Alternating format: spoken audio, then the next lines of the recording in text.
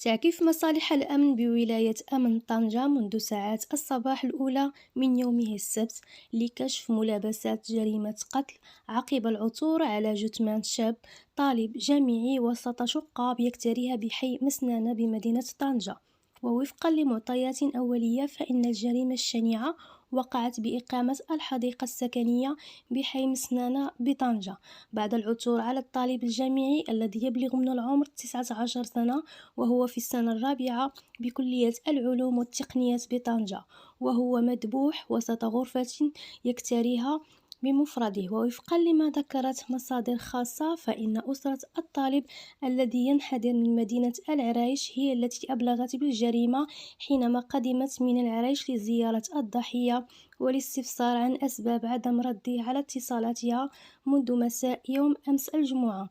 وقد أمرت النيابة العامة بطنجة بالتحقيق العاجل لمعرفة ملابسات وقوع الجريمة التي هزت حي مسنانة بطنجة، حيث حلت عناصر الشرطة العلمية بمكان الحادث، وجرى نقل جثمان الضحية إلى مستودع الأموات بمستشفى دوق طفار بطنجة.